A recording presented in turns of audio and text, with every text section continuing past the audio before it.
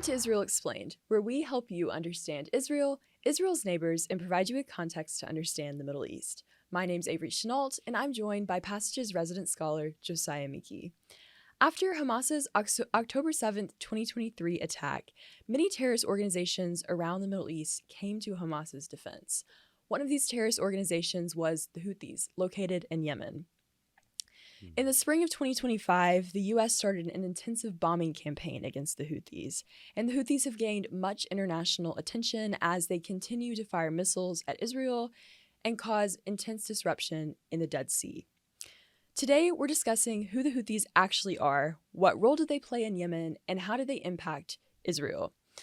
So, Josiah, we have heard a lot about the Houthis in the news in recent months. They've disrupted so many trade routes in the Dead Sea. They've caused so much psychological terrorism to Israel with the continuous firing of missiles from Yemen and different things like that. But my question is, Yemen is not close to Israel at all. You know, you think about terrorist organizations like Hamas in Gaza or Hezbollah in Lebanon. They are on the borders of Israel, but Yemen is very far from Israel. Yeah. So can you tell us where exactly Yemen is and how the proximity of the Houthis in Yemen affects Israel? Well, we'll get into maybe a little bit more later sort of how this affects Israel. Mm-hmm. Some of the tactics that the Houthis use in order to attack Israel because they are pretty far away. But I think it is helpful to understand sort of where they are situated, both so we can understand the political climate that the Houthis come from, but also just how far away exactly are they from Israel. So it's a country in the Arabian Peninsula, bordered by Saudi Arabia to the north, Oman to the east, and then the Gulf of Aden and the Arabian Sea to the south, and the Red Sea to the west. If you fly a straight line between Yemen and Israel, you're looking at about 2,000 kilometers, give or take. And in regional terms, that's pretty far. Mm-hmm. You know, it is farther away from Israel than Iran. Yeah. Ironically, in our context, if you think about the United States, that's not that far. It's about the distance from, Dallas to New York City, more or less. So, it's about halfway across the country for the United States. But for the Middle East, that's a pretty significant distance. Oh, yeah. Farther away from Israel than Iran, and Iran being viewed as sort of like close to the outer limits of what constitutes the Middle East on the periphery of the region. That's a significant difference in terms of distance between the two. So I want to kind of go back in history for a minute and talk about historically the role that Yemen has played in the Middle East. Yeah, it is really unfortunate that it has experienced so much turmoil recently because it is a very proud country. It's a place with a long and proud history, and a place that has contributed so much to the world. Its borders sit on or near the vast, Arabian desert. Yeah. But it also has both coastal plains and mountains. It historically, because of that, has enjoyed a lot of agricultural success, even though it's sitting on this vast desert. It actually has a lot of agricultural success historically. One fun fact, if you're a coffee drinker, I think a lot of our viewers probably are. Yes. Our coffee right here. Yeah, exactly. You can thank Yemen for that. Coffee was first produced agriculturally in Yemen and was really exported elsewhere. For many years, it was the only source of coffee. It's crazy. It was coffee from Yemen. So there's something pretty remarkable about that, I think. That's just one example of a major contribution that it made to the world. And even today, I have to say, I think Yemeni coffee is really good. Yeah. It's my preference. More than just that, though, the role that it played was not just in producing goods, which it would later export, but also existing as sort of this trade powerhouse. Even since biblical times, Yemen has been sitting on this very coveted position on the Red Sea that allows it to serve as this way station for a lot of international trade. And it can be used for good and bad. Unfortunately, the Houthis have used that for bad, which we'll get to a little bit later in this conversation. But for many, many years, Yemen was bringing to the rest of the world exotic spices or goods like frankincense and myrrh, Yeah. and exposing the rest of the world to things that they would not have been able to access if not for the international trade that Yemen facilitated. Yeah. Yemen has a really rich history. Just take coffee alone. That came from Yemen, and that has such a huge impact Yeah. all over the world. But it really does have such a rich and beautiful history in the Middle East. But when we look at modern times now, Yemen is known for such poverty and turmoil and civil war and Yeah. violence. So, can we talk a little bit now about what role Yemen plays in modern times in the Middle East? So, more recently, Yemen has sort of illustrated the some of the tensions that are common in the Middle East, especially if you look at the 19th and 20th century. So, it was a part of the Ottoman Empire, or at least the northern part of Yemen was, until it became independent after World War I. The south remained under British control really until the 1960s. So it has this history of being part of first the Ottoman, then the British Empire's holdings, and the experience of the imperial or colonial era of history had some pretty significant effects on the way that Yemen perceives itself. Prior to that, there was a long-standing history in the past of being a very important part of the history of the Middle East and of Shia Islam, of independence, but it lost that for so many years because of the imperial or colonial eras, and it's been sort of engaged in the struggle since to flip the script and to try to restore some of its proud history, if you will, go back to the way things once were. And there have been different strategies to get there. The North pursued comparatively, I mean, not totally, but compared to the South, it pursued what I would say are comparatively free market or Republican strategies economically, politically. But the South basically became Marxist. Yeah. It trended much more towards the Soviet Union. And so there was some definite tensions throughout Yemen's history between these competing factions in the South and the North. There are also these competing factions between Sunni and Shia in Yemen. So throughout the last 100 years, you're looking at a place that has really illustrated very effectively some of the tensions between different religious groups, between different economic philosophies, particularly during the Cold War. And these issues have been an issue throughout the Middle East, but especially intense in a place like Yemen, unfortunately. And it's created a lot of severe challenges for Yemen and really reduced its influence in the region. Despite the fact that it's trying to sort of reclaim some of that influence, it's taken a step backwards. To your point, there's been a lot of suffering and devastation. And a lot of that is just because of the conflict that's been fought. A lot of turnover of leadership, a lot of internal tension, a lot of infighting. And it's led to a lot of very slow economic development, which in turn leads to sort of this flight response where people just want to leave Yemen because the economic opportunities are so few. It's led to a lot of weakened ability to respond to external threats because there are so many attempts but failures to unify Yemen. So this internal division of trying to unify the North and the South makes it very difficult for them to turn their focus to things like economic development or to external threats because you're constantly fighting each other.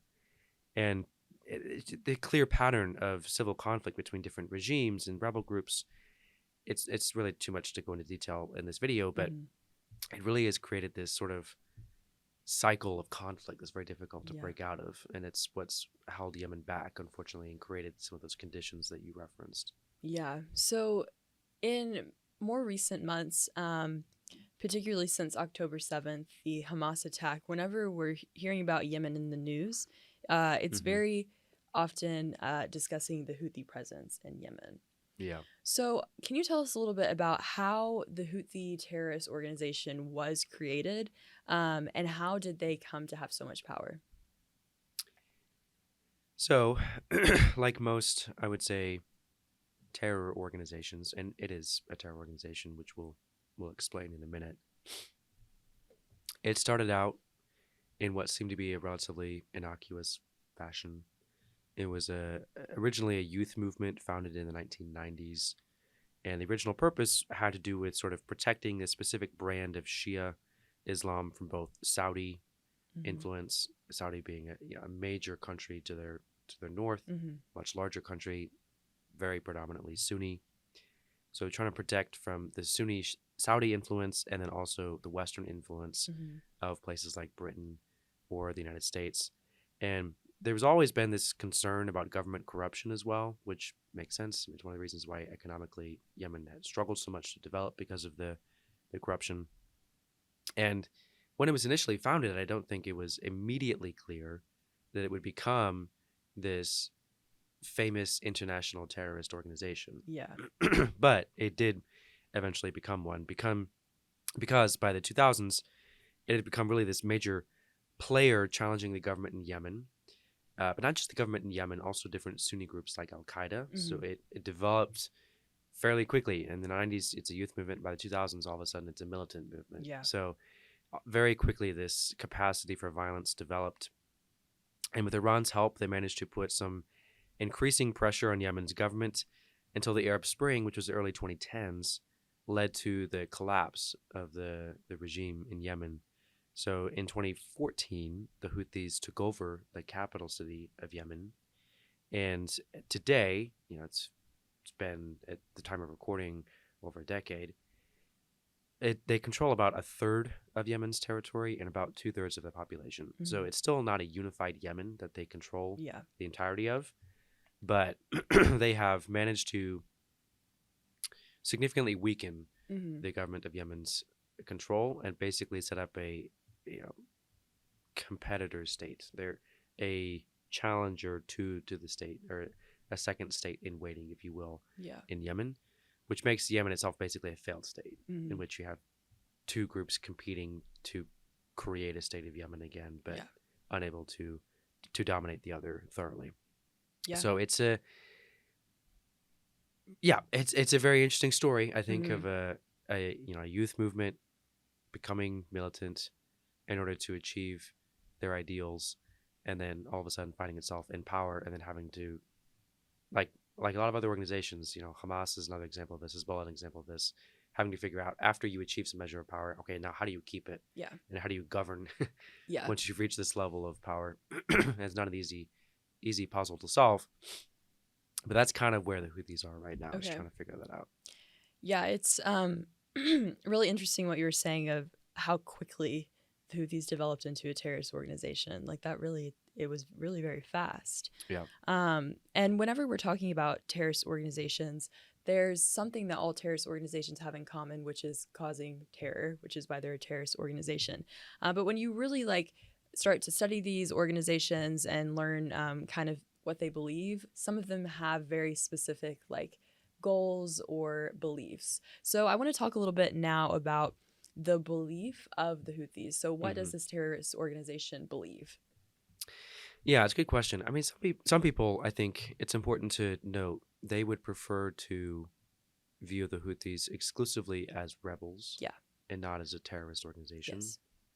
But I would argue they are a terror organization.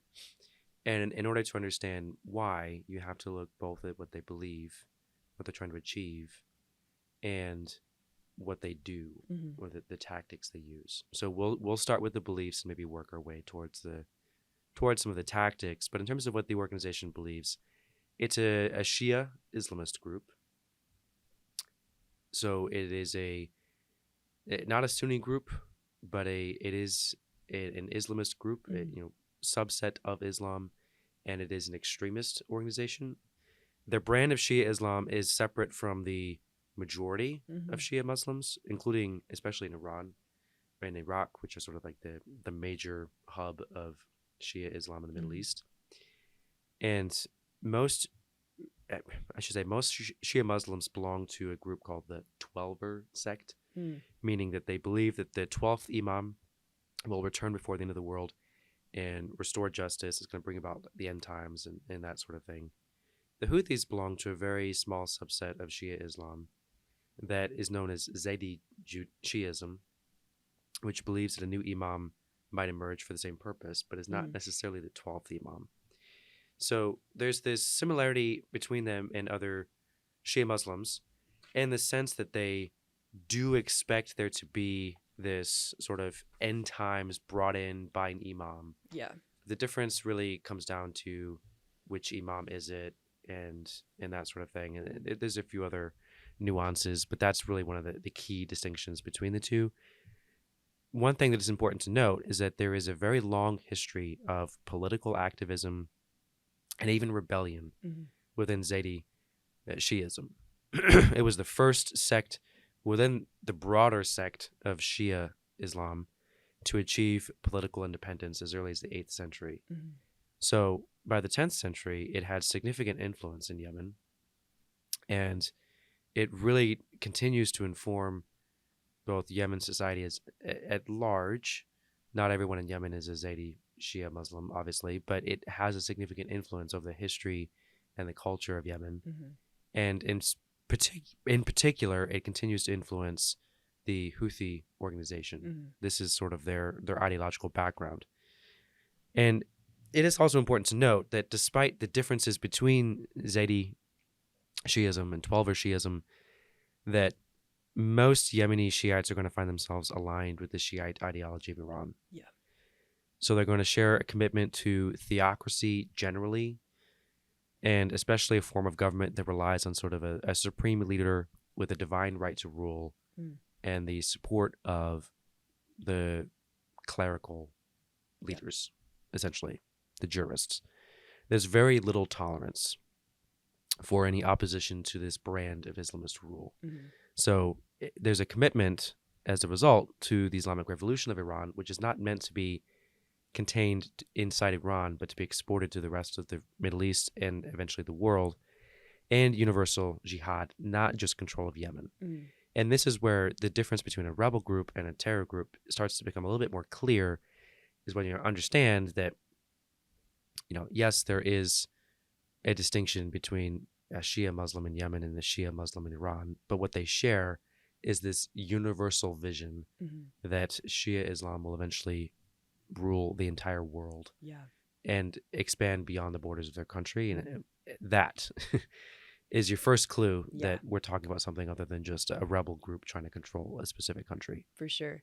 Yeah, that is a very interesting history and definitely kind of helps us understand more of their motivations and kind of color a little bit more of the terrorist group's history.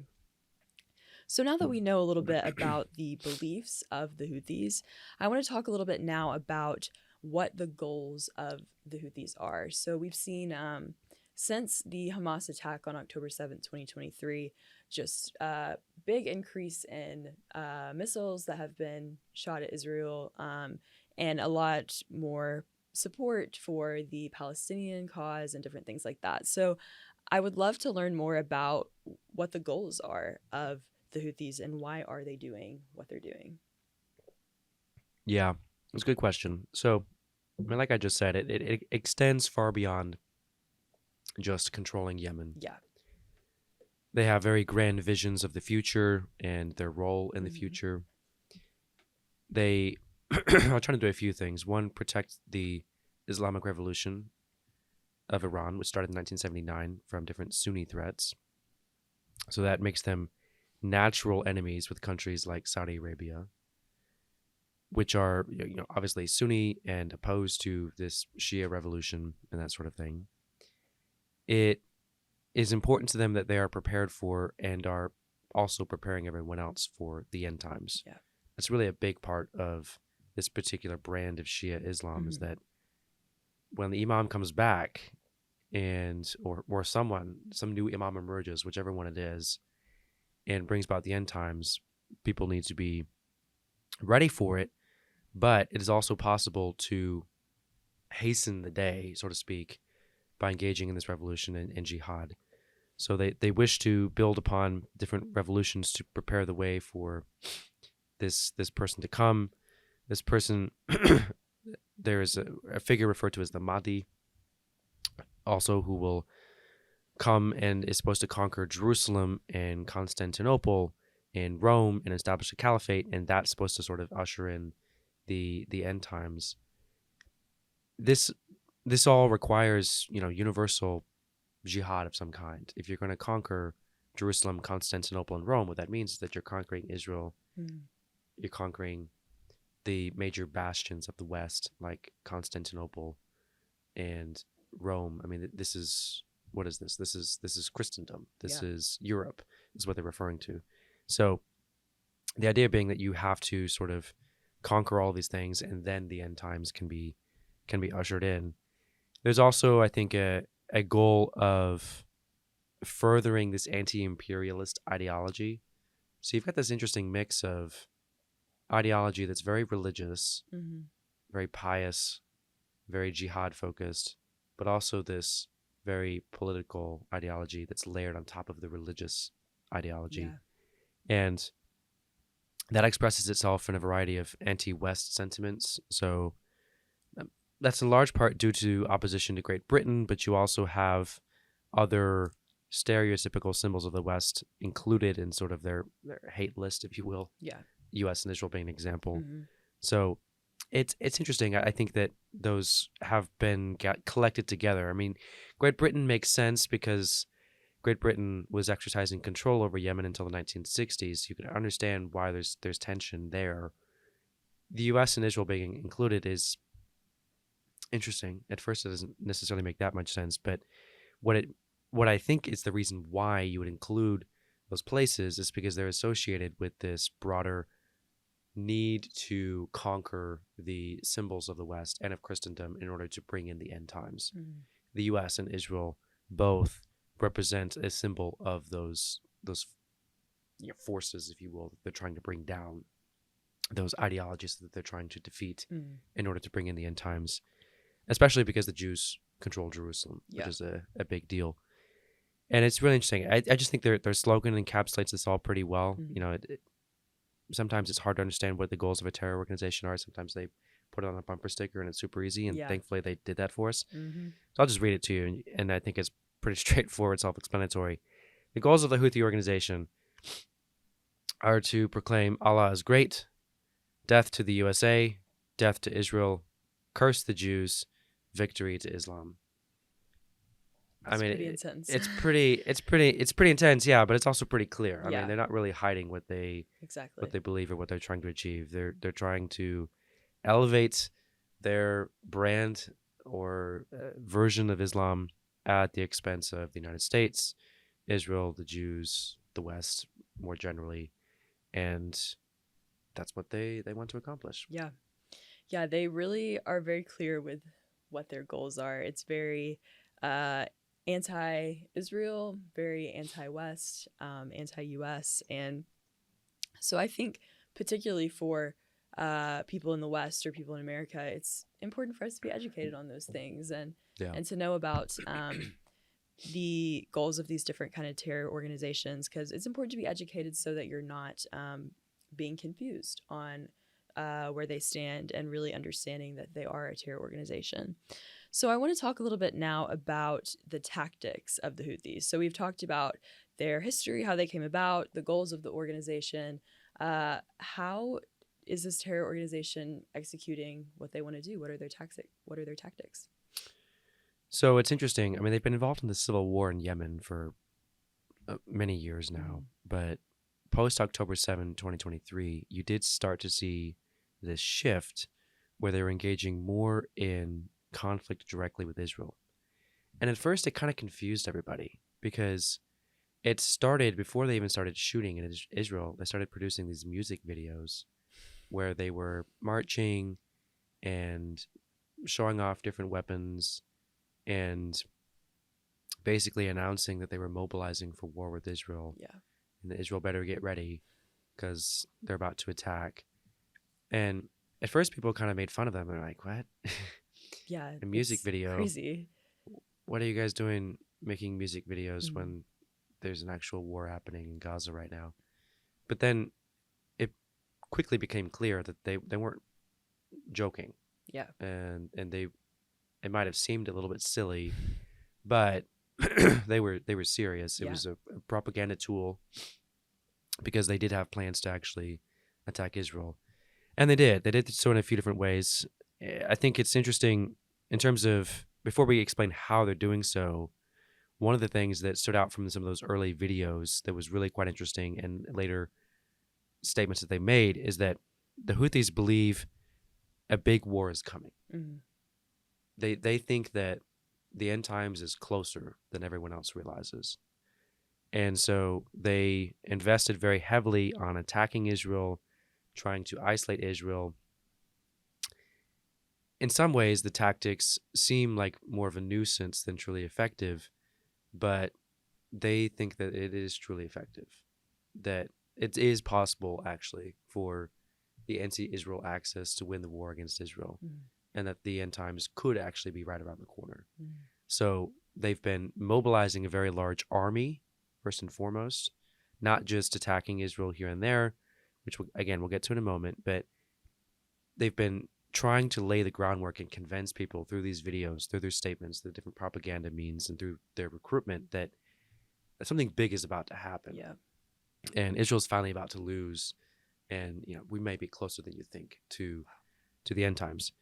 They are especially aggressive whenever there's not a ceasefire in Gaza. So that is also important to note, that it's not like they have been nonstop shooting at Israel since October 7, but whenever there is not a ceasefire, they're especially aggressive. And if there is a ceasefire, they're preparing for the next round of fighting with Israel, Yeah. and continuing to recruit this very large army for that purpose.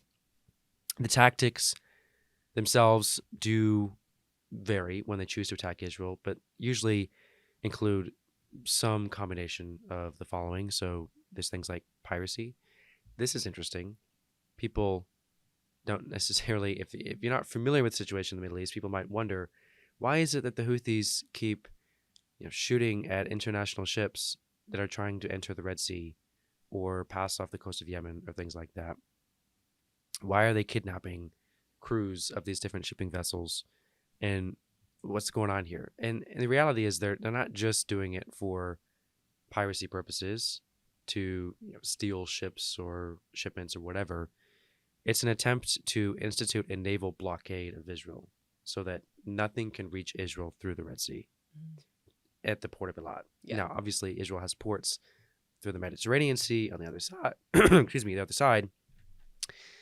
But that is what they're trying to do, basically, is institute a naval blockade of the southern port of Eilat. The other thing that they've done on occasion is kidnapping different UN aid staff. Yeah. So the ongoing civil war has had some pretty devastating consequences on Yemen itself.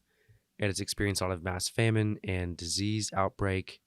Almost 250,000 people have died up until this point as a result of those conditions, most from indirect causes like starvation or disease. But the kidnapping of humanitarian workers seems to have two likely causes. One, they can make a political statement that either they're American or Israeli spies and try to put more international pressure on America and Israel regarding the war in Gaza. Two, they can try to use it to pressure the U.S. to remove the foreign terror organization designation. Mm-hmm. So the Biden administration delisted the Houthis as a foreign terror organization in an attempt to try to get them to agree to some reforms, that sort of thing. And the Trump administration almost immediately put them back on the list. And then shortly after, there was this kidnapping attempt. So it's perceived as a tool that they can use to pressure different countries, Israel, but also allies of Israel, Mm-hmm. to do what they want as it relates to some of these various conflicts that are being fought in the Middle East. And last but not least, they're actually shooting directly at Israel. Yeah. So these first two tactics are pretty indirect. You're not directly attacking Israel by preventing ships from reaching Israel. Mm-hmm. You're just doing indirect harm to Yeah. Israel's economy. Kidnapping staff isn't directly attacking Israel. It's trying to coerce Israel's allies politically. Shooting directly at Israel is a form of direct harm against Israel. Yeah. It's very direct. And it's pretty remarkable that they have incredibly high-tech weapons for this terror organization. They have drones and missiles, and they've managed to fly these into Israel. Yeah. Remember, it's 2,000 kilometers away. They managed to fly a drone. I was in Israel actually when this happened. I think this would have been summer of 2024. Mhm. And the Houthis flew a drone from Yemen out and far enough past Israel to go out to the Mediterranean Sea and then do a U-turn back towards Tel Aviv and Mhm. fly this drone into the middle of Tel Aviv Yeah. in the middle of the night. Thankfully, when it hit a building, so the the damage was not as bad as it would have been if it had been middle of the day and people were out and about and working and all of that. But still, it's a remarkable accomplishment that this terror organization in Yemen can fly a drone into the middle of Tel Aviv in the middle Yeah. of the night. And that doesn't happen very often. Israel's defenses have improved since some of those attempts, Mhm. and at this point are able to repel most things that the Houthis shoot at Israel. But again, it's remarkable that they have that kind of technology. Yeah. A lot of rumors about how they get it. It probably includes some combination of, well, it definitely Iran. We know that. I mean, Yeah. there's a lot of evidence and proof that the drones and the missiles they get are manufactured in Iran. There also is some suggestion that maybe they're getting some technology from places like Russia, Mm. China. If not that, perhaps some intelligence from Yeah. places like Russia and China, which is also problematic. Not necessarily for the purpose of shooting at Israel, but for Mhm. the purpose of using some of these drones and missiles to shoot at the U.S. Navy Yeah. off the coast of Yemen. So there's some interesting ties there that are problematic. And again, they aren't overly effective in the Mhm. sense that they haven't managed to expel the U.S. Navy from the coast of Yemen, which is currently trying to sort of Yeah. put an end to this Houthi threat to international shipping. Mhm. They haven't managed to do an extraordinary amount of damage to Israel. What they have managed to do is a lot of psychological and political damage because the U.S., in order to keep international shipping safe off the coast of Yemen, is required to spend an incredible amount of resources Yeah. securing these international waters. Mhm. That, in and of itself, is a victory for the Houthis. Israel is required to send large numbers of its residents every time a ballistic missile is fired. Yeah. The entire center of Israel or the entire south or large portions of the north can be hearing sirens at the same time because you just don't know where the shrapnel is going to fall when Israel intercepts it. Mhm. So you can have cases where millions of Israelis can be hearing a siren at 4 a.m. in the morning. Yeah. Even though it's not likely going to hit, it still has a psychological impact. Mhm. So it's still a form of terror Yes. that is being used as a weapon against the Israeli people. And all these tactics are used together in this effort to, continue the fight Yeah. until that big army can be recruited and that big war to come arrives when presumably they will, help destroy Israel and bring in the end times Yeah. and all of that. Yes. It's really important for us to understand the just exactly what the Houthis are doing. I think we're going to get into this in a minute, but I think that there's kind of a lot of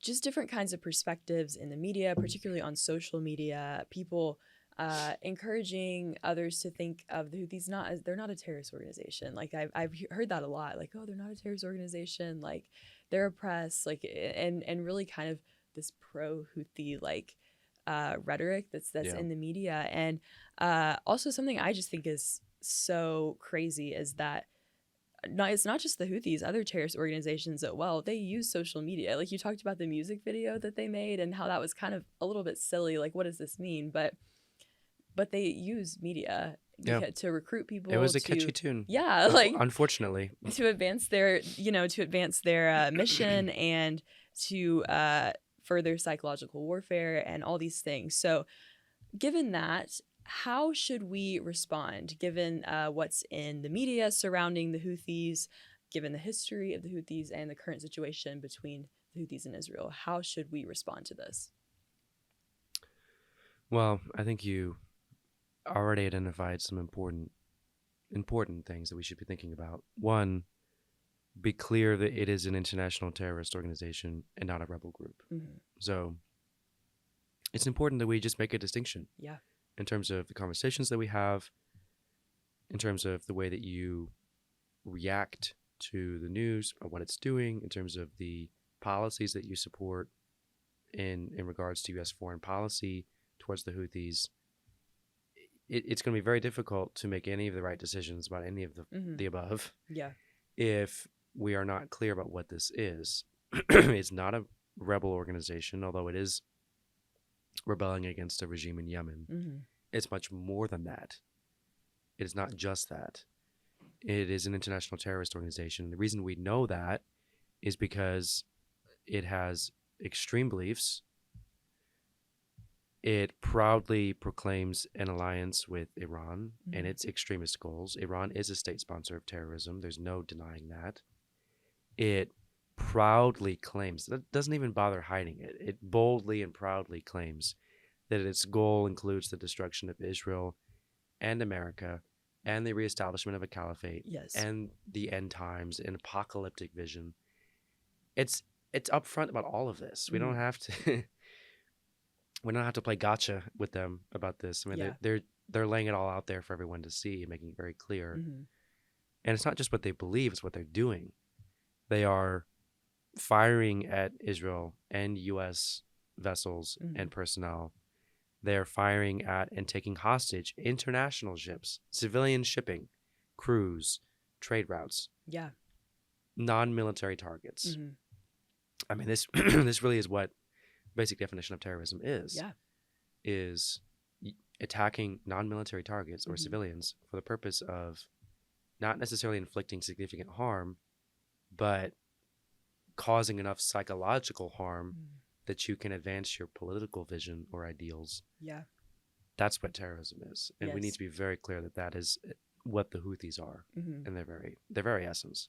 Absolutely. And I think it's really important for us to be aware of who the Houthis are if you want to just understand the region. That's so crucial to understanding the situation in the region today. But also, I think for us as Americans, and I'm not going to assume that all of our listeners are Americans or even living in the West, but it's even in their slogan, "Death to America." So I do think it is important for us to be aware of, just to kind of understand the region better and the threats against the West and the U.S. today. So Josiah, as always, thank you so much for walking us through this complex history and giving us an overview of who the Houthis are. And to our listeners, thank you so much for taking time today to watch this video. We hope it was helpful to you. Be sure to check out the description below for more resources. And if you're looking for more content related to Israel and the Middle East, be sure to check us out on social media. Thank you so much for watching, and we'll see you next time.